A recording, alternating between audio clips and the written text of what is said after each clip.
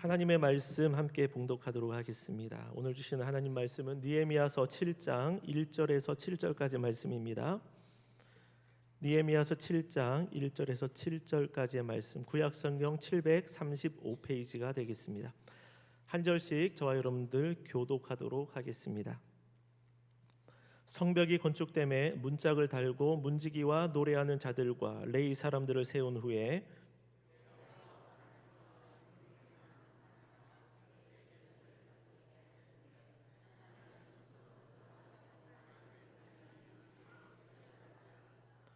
내가 그들에게 이르기를 해가 높이 뜨기 전에는 예루살렘 성문을 열지 말고 아직 파수할 때에 곧 문을 닫고 빗장을 지르며 또 예루살렘 주민이 각각 자기가 지키는 곳에서 파수하되 자기 집 맞은편을 지키게 하라 하였노니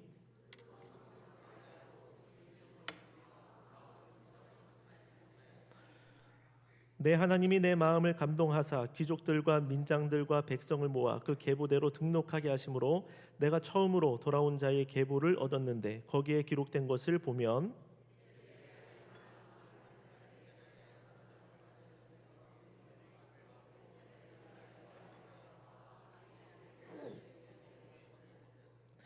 함께 읽습니다.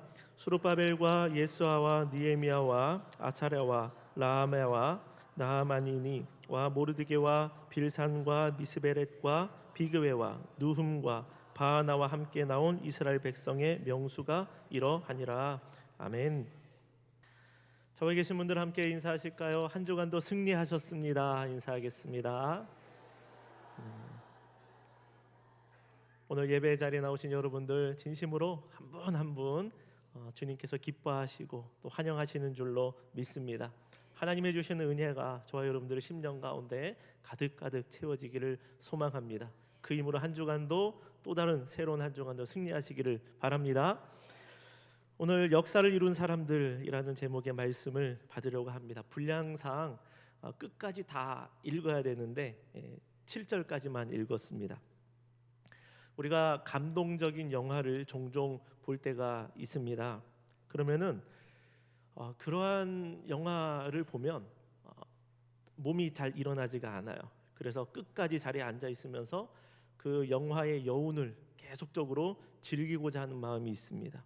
그러다 보면 엔딩 크레딧까지 우리가 보게 되는데 거기에는 영화에 관한 정보들이 다 담겨 있습니다. 감독은 누구고, 조연이 누구고, 주연, 조연, 연출, 스턴트맨, 행인 1, 2, 3, 4, 특수분장, 또 장소는 어디서 제공했는지 이런 내용들이 거기에 나옵니다. 그것을 보면 놀라운 것이 생각보다 정말 많은 사람들이 이 한 편의 영화를 위해서 모여 있다는 사실을 알게 됩니다. 영화나 드라마를 볼 때 더 재미있게 보는 방법 중에 하나는 무엇이냐면 주연도 우리가 잘 보고 스토리도 보지만 그 뒤에 있는 엑스트라들, 주변에 있는 그 배경들, 무대들 이런 요소들을 살피는 것도 또 하나의 재미의 요소가 된다고 생각을 합니다. 오늘 성벽 완공이라는 감동의 드라마도 바로 그와 같습니다. 영화로 치자면 하나님께서 총감독이신데 거기에 느헤미야를 주역 삼고 수많은 사람들을 캐스팅하고 있습니다. 와라, 이 영화에 나랑 같이 함께 하자라고 말하고 있습니다. 모든 일을 하나님이 기획하시고 재정을 대시고 스토리를 완성해 나가고 계십니다. 하나님께서 캐스팅할 때에 어떤 사람들은 출연을 포기한 사람들이 있습니다. 이건 너무나 힘들 것 같아. 어떤 분은 출연료가 없어도 나는 이것만큼은 내가 꼭 한다라는 마음으로 동참한 사람들이 있습니다. 하나님께 감동된 사람들, 목숨까지 건 사람들이 있습니다. 예루살렘의 소식을 가지고 먼 길까지 달려온 하나니라는 사람이 있고요. 또한 최강대국인 당시의 바사의 왕의 술 맡은 관원장이면 거의 최고로 성공한 사람입니다. 그렇게 크게 성공했던 느헤미야라는 사람의 헌신이 있습니다. 또한 느헤미야를 따라 방해자들의 핍박을 이겨내며 동행한 성도들, 귀한 사람들이 있습니다. 이런 사람들을 통하여 하나님의 역사가 이루어졌습니다. 이 세상을 보면 수많은 사람들은 비중 있는 주연급에만 관심을 가지고 있습니다. 그들의 사인을 한번 어떻게든 받아보고자 합니다. 그러나 우리 하나님은 주를 위하여 헌신한 성도 한 분 한 분, 수고한 내용 하나하나, 그거를 절대로 잊지 않으십니다. 심지어 하나님과 하나님의 일을 위하여서 우리는 함께 동역한 사람들이 옆에 있는데, 옆에 있는 사람의 수고도 사람은 알아주지 못할 때가 많이 있는 것 같습니다. 목회자인 저도 그 수고를 다 챙겨주지 못하는 그런 죄송스러움이 늘 마음에 있습니다. 오늘의 예배를 우리가 한번 드리기 위해서도 얼마나 많은 분들이 이 사역을 위해서 준비하고 기도하고 충성을 했는지 모릅니다. 중보기도팀이 지금도 어디에서 기도하고 있고, 예배위원이 환영하고 맞이하고 인도하고, 찬양대와 찬양팀, 차량, 시설, 방송, 새가족부, 제가 미처 언급하지 않은 못한 여러 많은 부서의 많은 분들이 많은 수고를 지금 하고 있습니다. 이 시간에도 저 위에서는 선생님들이 학생들을 돌보고 있지 않습니까? 너무나 다행스러운 것은 우리 하나님께서는 성도와 성도들의 수고를 기억하시고 그 모든 것을 상으로 바꿔주신다는 사실입니다. 하나님은 자녀들의 헌신을 무엇보다도 소중히 여기십니다. 느헤미야도 참 귀하지만 그와 마음을 합쳐서 동역한 그런 백성들이 있었기 때문에 오늘 성벽이 재건될 수 있었습니다. 오늘 저와 여러분들은 그러한 하나님의 역사에 전심으로 동참하고 헌신한 아름다운 사람들을 보려고 합니다. 느헤미야 7장은 인구조사에 관련된 말씀이 나와 있습니다. 5절을 보면 처음으로 돌아온 자의 계보를 얻었다, 이렇게 기록하고 있습니다. 이스라엘을 보면 바벨론 포로로 잡혀갔던 백성들이 총 3차에 걸쳐서 귀환하게 되는데, 1차 때에는 스룹바벨을 통하여 약 5만여 명의 백성들이 함께 귀환하게 됩니다. 2차 때는 에스라를 통하여 약 1,700여 명이 귀환하게 되고요. 3차 때는 느헤미야를 중심으로 인해서 숫자 미정의 사람들이, 숫자를 확인할 수 없는 사람들이 귀환하게 됩니다. 그런데 5절을 보면 처음으로 돌아온 자의 계보다라고 말하고 있는데, 그렇다면 몇 차 귀한 자들을 말하는 것일까요? 1차 귀한 자들, 1차 귀환한 사람들의 명부를 느헤미야가 얻었던 것입니다. 이것은 단순한 숫자 파악이 아닙니다. 하나님의 믿음의 역사에 뛰어든 사람들의 면면을 다 보고 있는 것입니다. 포로가 되었던 70년이라는 기간은 결코 짧은 시간들이 아닙니다. 그것도 사람 사는 곳이다 보니까 나름대로 사람들이 포로로 잡혀갔지만 거기에서의 삶의 터전들을 다 마련했습니다. 그런데 예루살렘으로 귀환하자라는 소식이 들렸을 때에 고민스러운 것이죠. 남아 있어야 되는가, 아니면 떠나야 하는가. 고향도 고향 나름입니다. 가서 등 비빌 때가 있어야, 환영해주는 사람들이 막 많아야 그래야 고향도 갈만하지 않겠습니까? 그런데 예루살렘은 심각합니다. 1절에서 하나님가 전해준 예루살렘의 소식은 장난이 아닙니다. 성은 허물어져 있고 성벽은 다 불탔다, 성문은 불탔다, 이렇게 얘기합니다. 거룩한 성이다라고 불려온 예루살렘은 이제는 누구도 보호할 수 없는 폐허가 되어버려 있습니다. 그러므로 바벨론에 있던 백성들에게 예루살렘으로 귀환하자라고 하는 소식은 복이다라는 것보다는 부담으로 다가올 것이 분명합니다. 신앙과 현실, 현실과 신앙, 참 어려운 문제입니다. 신앙을 붙들었다고 해서 우리 가운데 있는 여러 많은 문제가 다 풀어지고 해결되고 복이 막 쏟아지는 것이 아닙니다. 좁은 문으로 들어가고 좁은 길로 걸어가는 것, 그것이 신앙생활입니다. 좁은 문만 들어가면 된 줄로 알았는데 아니요, 좁은 길로 계속 걸어가야 된다, 이 말을 하고 있는 것입니다. 지금 1차 때 귀환한 사람들의 명부가 있는데 그들은 2차, 3차 때까지 계속 그 길을 걸어가고 있는 것입니다. 그렇기 때문에 현실보다 신앙을 붙들고 헌신한 사람들 한 분 한 분이 얼마나 귀하고 존귀하냐라는 것입니다. 하나님은 그러한 헌신자들을 외면할 수가 없습니다. 그래서 그들의 이름을 다 기록하고 다 여기에 보여주고 있는 것입니다. 이 사람들이 있었다, 이런 사람들이 있었다, 내가 그들을 알아주겠다라고 하는 말씀입니다. 7절 이하에 나온 명단들, 그 계보들이 무엇을 뜻하고 있는 것일까요? 오늘 우리가 읽은 이 느헤미야서에서는 대표자와 그와 함께한 그 계보에 따른 숫자들이 기록되어져 있지만 느헤미야가 처음으로 돌아온 사람들의 명부를 확인한 거기에는 이름들이 다 기록되어져 있을 것입니다. 한 사람 한 사람 하나님 나라에서 상 받을 사람들입니다. 신앙이 무엇인지를 보여주고 있는 것입니다. 하나님의 나라는 이렇게 이루는 것이다라는 것을 우리에게 보여주는 사람들입니다. 현실에서 물러서지 않고 성벽을 재건했고 뿐만 아니라 성벽 재건뿐만 아니라 신앙을 함께 재건했던 믿음의 영웅들이라고 말할 수 있겠습니다. 이분들은 어떠한 자세로 사역을 해왔을까요? 어떠한 생각으로 이 사역에 동참을 했던 것일까요? 저와 여러분들은 그분들과의 사역의 내용이나 사역하는 공간은 다르지만 하나님의 이름에 하나님의 일에 부름을 받았다는 것은 동일합니다. 그래서 우리도 때로는 신앙과 현실 사이에서 고민할 때도 있습니다. 그러나 오늘의 말씀은 우리에게 신앙 중심의 삶이야말로 하나님의 역사에 동참하는 것이고 하나님의 역사를 이루는 것이다. 그리고 그것이 우리에게 복이 되게 하신다라는 것을 우리에게 보여주고 있습니다. 최고의 선택은 신앙 중심의 선택인 줄로 믿습니다. 그렇다면 역사를 이루는 사람들에게는 어떠한 특징이 있는 것일까요? 첫 번째로 감동이 임할 때에 순종으로 대답합니다. 하나님께서 나와 함께 영화 한 편 찍자라고 하실 때에 아멘 한 사람들에게 그 영화가 끝난 다음에 영광이 그들에게 임한다라는 것입니다. 인구조사의 출발은 하나님께 있습니다. 5절의 말씀을 함께 읽어보도록 합니다. 내 하나님이 내 마음을 감동하사 귀족들과 민장들과 백성들을 모아 그 계보대로 등록하게 하심으로. 아멘. 느헤미야를 하나님이 감동시키셨습니다. 느헤미야는 탁월한 지도자였지만 하나님의 감동을 받아서 일한 사람이었습니다.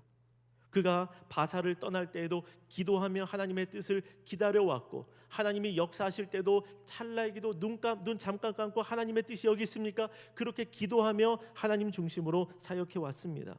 인간의 지혜보다 하나님의 지혜와 하나님의 인도하심이 완벽하다라는 것을 그가 알았기 때문에 그랬습니다. 지금 느헤미야가 하고 있는 이 인구조사는 굉장히 민감한 사항입니다. 이스라엘 백성들에게. 왜냐하면 앞서서 다윗 시대의 인구조사가 있었기 때문에 그렇습니다. 그 다윗의 인구조사는 그야말로 재앙이었습니다. 인구조사가 옳다 그르다라는 것을 넘어서 그 동기의 출발이 어디에 있느냐라는 것이 중요합니다. 이것이 하나님에게로 출발했느냐 아니면 사람의 교만에서 출발한 것인가. 다윗의 인구조사를 보면 교만한 백성들을 심판하시는 방법이 인구조사였습니다. 그때 인구조사는 내 힘이 이렇다, 내 능력이 이렇다라는 것을 보는 데 목적이 있습니다. 그 결과로 약 이스라엘 백성 7만여 명이 전염병으로 죽게 되는 그런 정말 슬픈 일이 일어났습니다. 다시 말해서 다윗의 인구조사는 하나님의 징계의 도구로 쓰여졌던 것입니다. 그런데 오늘 느헤미야가 하고 있는 이 인구조사는 하나님의 감동이 먼저 왔던 것입니다. 하나님의 감동이 있었습니다. 범죄나 교만이 아니라 예루살렘을 위한 동기였습니다. 다윗의 마음에는 격동함이 있었던 것이죠. 격동으로 인구조사를 했지만 느헤미야는 감동으로 인구조사를 했던 것입니다. 주님의 일에 참여하는 방법이 어떠해야 하는지를 우리에게 잘 보여주고 있습니다. 하나님의 일은 감동으로 하는 것인 줄로 믿습니다. 하나님의 일에 감동으로 여러분 서시기를 바랍니다. 주님께서 우리의 마음에 감동을 주실 때에 우리는 순종으로 나아가고 하나님은 순종하는 자들을 기억하시고 그들을 통하여 역사를 분명히 이루신다는 사실입니다. 5절에서 하나님이 느헤미야의 마음을 감동하셨다라는 것은 하나님이 그의 마음에 그것을 행할 마음을 지속해서 주셨다는 것입니다. 감동이 무엇입니까? 우리의 마음에 잠깐 하나님의 영광을 위해서 살아가고 싶다라는 마음이 들 때가 있습니다. 그러나 하나님이 주신 감동의 특징은 뭐냐면 이것이 사라지지 않는 거예요. 계속적으로 마음에 담겨져 있는 것입니다. 그 마음이 계속 임하고 계속적으로 기도가 나오는 겁니다. 이게 하나님이 주신 감동이라는 것입니다. 하나님이 감동하실 때에 그 감동에 반응하여 일어서는 사람들이 있고, 우리가 금요기도회 때 요나를 계속 보고 있는데 요나처럼 피하는 사람이 있습니다. 어떤 사람은 이 감동이 하나님으로부터 오는 것인지도 모를 수도 있습니다. 우리는 욕심으로 시작되어진 인간의 음성과 하나님이 주신 음성을 구분해야 될 줄로 압니다. 그리고 감동을 주실 때에 감동을 소멸하는 자가 아니라 그것을 붙들고 하나님의 일에 동참하는, 역사를 이루어가는 그런 자들이 되어지기를 원합니다.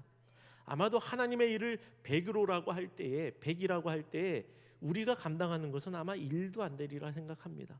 우리는 그 정도의 수고를 하지만 모든 나머지를 책임지시는 분이 누구실까요? 하나님이라고 생각합니다. 그래서 하나님이 우리 가운데 주시는 감동은 무엇이냐? 내가 너와 함께 일하고 싶다라는 것입니다.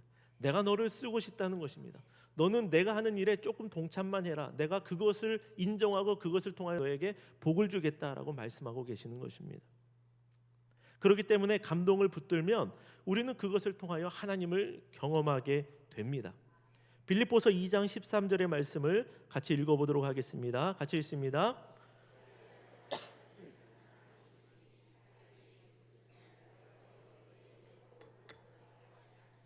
아멘.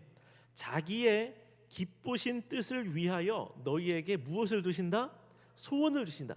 하나님이 우리 마음에 소원을 주시는데 이것이 무엇이냐면 감동이에요. 이게 하나님이 주시는 감동은 다름 아니라 하나님이 기뻐하시는 일을 하고 싶다, 이겁니다. 그래서 이게 사람의 음성인지 하나님의 음성인지를 구분하는 것은 하나님을 기쁘시게 하려는 소원인가, 이것을 보면 여기서 딱 구분이 될 것입니다. 그렇게 해서 우리가 그 감동, 하나님의 소원, 기쁘시게 하는 소원을 붙들게 되면 하나님이 우리 안에서 행하여 주신다라고 말씀하시는 게 우리가 읽은 빌립보서 말씀입니다. 그러므로 느헤미야와 함께 하나님의 역사에 동참하고 역사를 이룬 사람들 속에는 하나님이 계속적으로 함께 행하고 계셨고 그들을 지키고 계셨고 돌보고 계시고 그 사역을 완성하도록 하나님이 도와주셨다는 사실입니다. 앞선 2차 귀환 때에도 그런 일이 있습니다. 아하와 강가에서 에스라가 귀환하는 모든 사람들을 한 자리에 불러 모아놓고 기도하자라고 선포를 합니다. 그 이유가 무엇이냐면 우리가 가는 길에는 적군이 많기 때문에 하나님 앞에 간구하는 겁니다. 하나님, 적군이 너무나 많이 있습니다. 우리를 도와줄 보병과 마병이 필요합니다. 그런데 하나님을 믿는 우리가 믿지 않는 이방 왕에게 이런 아쉬운 소리 하는 것이 부끄럽습니다. 그렇기 때문에 주님이 도와주셔야 됩니다. 주님이 우리를 붙들어 주셔야 됩니다라고 금식하며 그들이 기도한 것입니다. 어떻게 되었을까요? 에스라 8장 23절의 말씀입니다. 같이 읽습니다. 그러므로 우리가 이를 위하여 금식하며 우리 하나님께 간구하였더니 그의 응낙하심을 입었느니라. 2차 귀환자들이 하나님 앞에 기도했더니 하나님이 응답해 주신 겁니다. 에스라 8장 31절을 보면 첫째 달 12일에 우리가 아와 강을 떠나 예루살렘으로 갈새 우리 하나님의 손이 우리를 도우사 대적과 길에 매복한 자의 손에서 건지신지라. 할렐루야. 네. 하나님께서 감동된 하나님의 마음에 감동된 사람들, 기꺼이 현실을 바라보지 않고 신앙을 선택해서 동참한 믿음의 사람들에게 응답을 주시고 길을 열어주셨습니다. 대적들의 손에서, 매복자들의 손에서 그들을 건져주셨습니다. 그 행렬을 안전히 지켜주셨습니다. 그렇기 때문에 하나님은 마음의 소원만 주시는 분이 아니시라 그 모든 것을 이룰 수 있도록 도와주시는 분임을 기억해야 할 것입니다. 이러한 모든 역사가 1차, 2차, 3차 모든 귀환 때 다 일어났습니다. 지금 3차 귀환한 사람들이 성벽 재건을 했는데 자그마치 52일 만에 그 큰 성읍의 성벽을 다 재건해 버렸습니다. 방해꾼들이 있음에도 불구하고 원수들이 핍박하고 원수들이 협박하고 있음에도 불구하고 단기간 만에 이 사역이 마무리되었다는 것은 무엇을 보여줍니까? 하나님께서 일하여 주셨다는 것입니다. 하나님이 주신 기적과 역사라는 사실입니다. 사랑하는 성도 여러분, 하나님께서 우리 마음에 하나님의 기쁨을 위하여, 하나님의 나라를 위하여 감동의 마음을 주실 때에 순종의 자리까지 나아가시기를 주님의 이름으로 축원합니다. 하나님이 나와 함께 영화 한 편 찍자라고 할 때 하나님 저 뽑아주세요라고 말하는 저와 여러분들 되시기를 주의 이름으로 소망합니다. 그렇게 순종하게 될 때에 하나님께서 나와 함께 하시고 모든 부족한 필요를 채워주시고 능력이 되어주시고 길을 열어가시는 그 분이심을 우리가 경험하게 되어질 것입니다. 하나님을 우리가 경험하지 못하는 이유, 하나님이 어떤 분이시지 내가 지금까지 잘 모르는 이유 무엇일까요?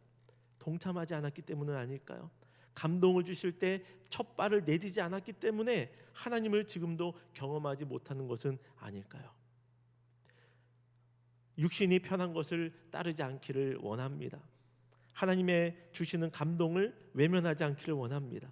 그런 마음을 주실 때 주저 말고 나의 삶을 드리기를 주님의 이름으로 축원합니다. 그것까지도 복이 되게 하시는 하나님을 경험하게 될 것입니다. 다음으로 역사를 이루는 사람들에게는 어떠한 특징이 있었느냐? 그들은 급할수록 원칙을 붙들었습니다. 급할수록 무엇을 붙들었다고요? 원칙을 붙들었습니다. 성벽을 며칠 만에 완공했다고 그랬죠? 52일 만에 완공했습니다. 정말 기적이 일어났습니다. 그런데 문제가 다 해결된 것은 아닙니다. 여전한 문제가 있습니다.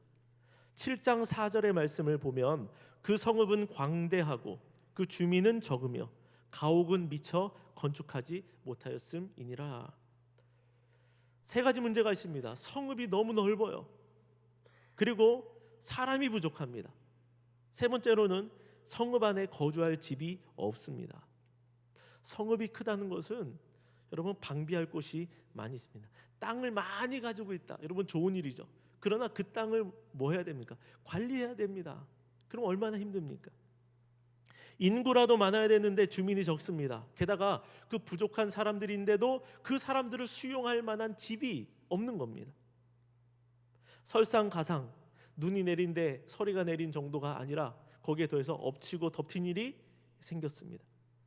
이렇게 되면 마음이 조급해질 수밖에 없습니다. 이때 흔히 하는 실수가 무엇이냐면 원칙을 무너뜨리고 대충 하자, 빨리빨리 하자 이런 마음이 일어납니다. 그래서 준비되지 않은 사람을 세우거나 타협을 통하여서 당장에 있는 상황을 모면해보고자 하는 마음이 여기서 일어나게 됩니다. 그렇게 되면 결과적으로는 더 심각한 문제를 야기하게 될 것입니다.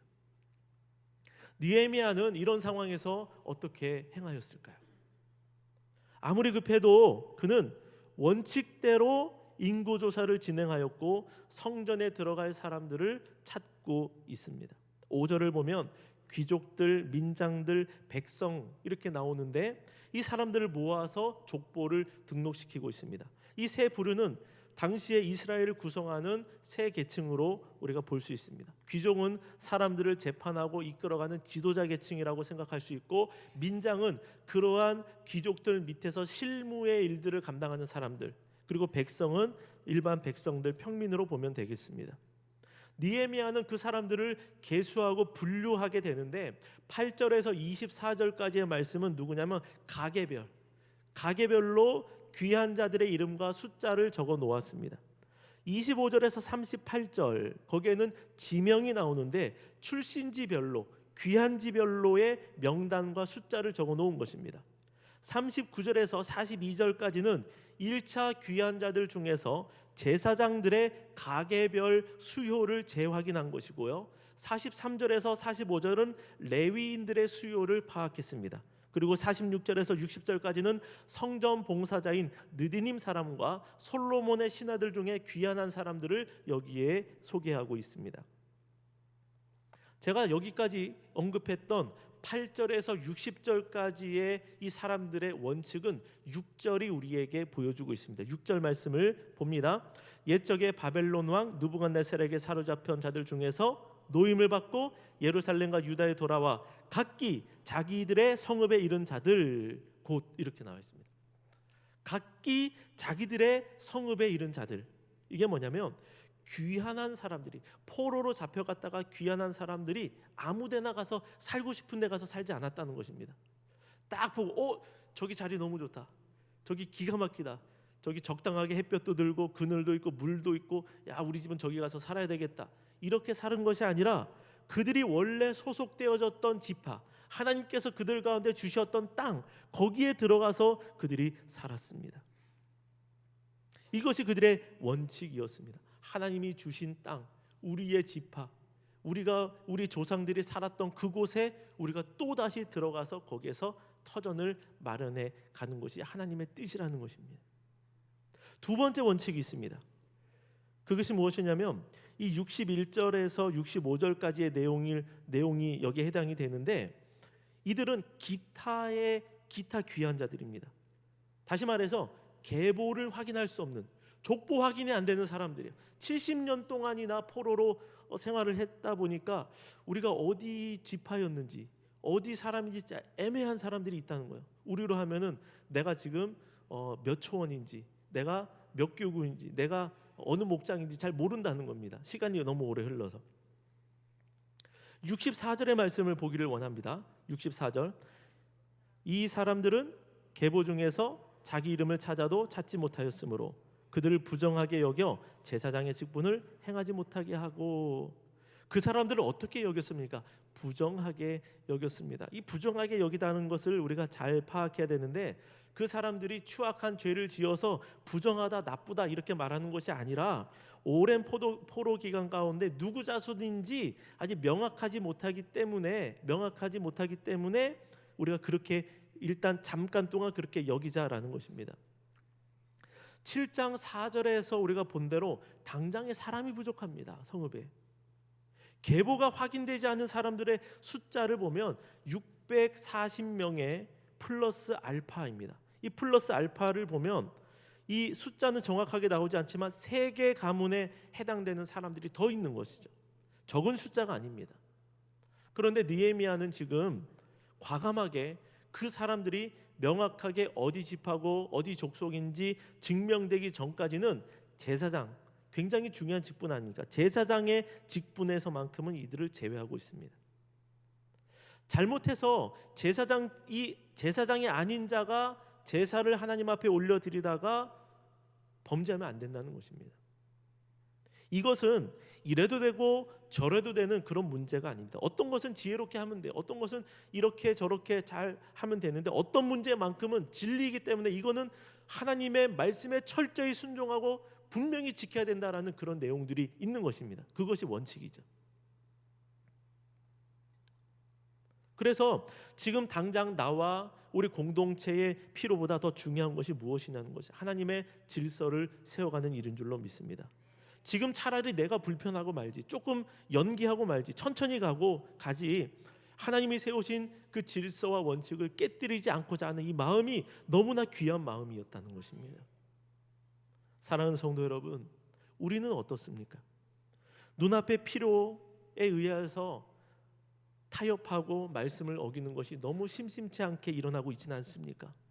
상황이 급하다는 이유로, 또 주님의 일을 한다는 그 이유로 하나님의 질서가 도리어 깨뜨려지고 있지는 않습니까? 일단 이거 먼저 빨리 해결하고 보자, 이것이 우리의 마음은 혹시 아닙니까? 오늘 느헤미야를 배우기를 원합니다. 느헤미야보다 우리가 급하지는 않을 것입니다. 어떠한 상황 가운데 있어도. 느헤미야 때를 보면 느헤미야 그의 백성들은 한 손에는 쟁기를 들고 나아가서 일을 했어요. 그러나 한 손에는 무기를 들었습니다. 적군이 쳐들어오면 당장이라도 쟁기 내려놓고 가서 싸워야 되니까, 막아야 되니까. 성문의 개폐, 성문을 열고 닫는 것도 철저하게 했습니다. 한치의 실수도 지금은 너무나도 치명적인 때이기 때문에, 연약한 때이기 때문에 그렇습니다. 이런 상황에서의 느헤미야, 급할수록 빨리 갈 수도 있었지만 원칙을 더 붙들고 있습니다. 이것이 건강한 공동체를 세워나가는 그런 방법인 줄로 믿습니다. 우리가 교회에서도 그렇게 해야 되지만 일상의 삶의 현장 가운데, 직장에 가서 일상의 삶을 살아갈 때에도 거기에서도 타협할 수 없는 원칙들을, 성경의 말씀을 가지고 잘 붙들고 세상에서도 그렇게 삶을 살아갈 때에 하나님께서 결국 지금은 힘들 수 있지만 저와 여러분들을 복되게 만들어 주실 줄로 믿습니다. 마지막으로 역사를 이루는 사람들에게 어떤 특징이 있을까요? 하나님의 일에 솔선수범했다는 것입니다. 인구조사를 할 때에 제일 먼저 언급된 사람들이 있습니다. 7절의 인물들인데 스룹바벨, 예수아, 느헤미야, 아사랴 등등의 여러 많은 이름들이 나옵니다. 이들은 리더들입니다. 자신의 안위보다는 하나님의 뜻을 최우선으로 하겠다라고 생각한 사람들입니다. 귀한 횡렬에 가장 앞섰던 사람들입니다. 그래서 7장 70절에서 73절까지를 보면 성벽 재건을 위해서 자신의 재산도 아낌없이 내어놓게 됩니다. 그리고 물질이 부족한 사람들, 또 가난한 사람들은 내가 할 수 있는 분량을 하고 자기들이 가진 노동력을 가지고 하나님 앞에 드립니다. 이 주님 앞에 귀환한 사람들이 얼마나 귀한 자들입니까? 이 사람들을 보면 이방 나라에서 돌아와 이방 땅에서 터전을 한번 벌였습니다. 그리고 이들은 7장 6절에 나온 기록처럼 각자 자기들의 성읍이 있는 곳에 가서 정착하기 시작했습니다. 1차로 귀환한 사람들이 그렇게 살아왔어요. 그리고 2차, 3차에서 지금까지 이르러 왔습니다. 이들이 돌아와서 예루살렘 안에 들어온 것이 아니죠. 자기들의 지파로 돌아가서 그 땅을 다시 살려내고 있는 것입니다. 그런데 지금부터 하는 이야기가 또 중요합니다. 1차 때 그렇게 돌아왔고 헌신했고 지금까지 3차 귀한 때까지 나와왔는데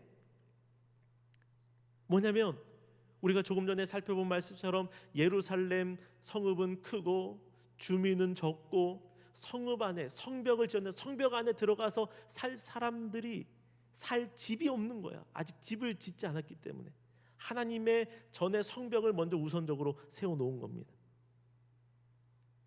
눈치 빠른 분들은 이제 어떤 전개가 일어날지 여러분 눈치채셨을 거예요. 이제는 뭐냐면 성벽 안에 들어가서 살 사람을 또 추려야 됩니다. 페르시아에서 터전을 이미 한번 벌였습니다. 그리고 이제 돌아온 기업의 자리에서 이제 여기서 이제 좀 어느 정도 시간이 지나서 좀 해볼만 하니까 살만 하니까 성 안으로 들어가서 살아야 될 사람들이 또 필요하게 됐습니다. 또 한 번의 터전을 벌여야 될 그런 상황이 발생했습니다. 여러분 같으면 어떻게 했습니까? 야, 이거 괜히 믿었다. 괜히 신앙생활했다. 이건 뭐 거의 끝까지 헌신을 요구하고 강조하네. 이스라엘 백성들은 어떻게 했을까요? 느헤미야서 11장 1절과 2절의 말씀을 저와 여러분들 한번 같이 읽어보도록 하겠습니다. 백성의 지도자들은 예루살렘에 거주하였고 그 남은 백성은 제비 뽑아 10분의 1은 거룩한 성 예루살렘에서 거주하게 하고 그 10분의 9는 다른 성읍에 거주하게 하였으며 예루살렘에 거주하기를 자원하는 모든 자를 위하여 백성들이 복을 빌었더라. 아멘. 여기 보니까 1절에 백성의 지도자들은 예루살렘에 거주하였고 이 사람들은 그냥 빼도 박도 아니고 우리가 무조건 우리는 1번으로 들어간다라고 하는 사람들입니다.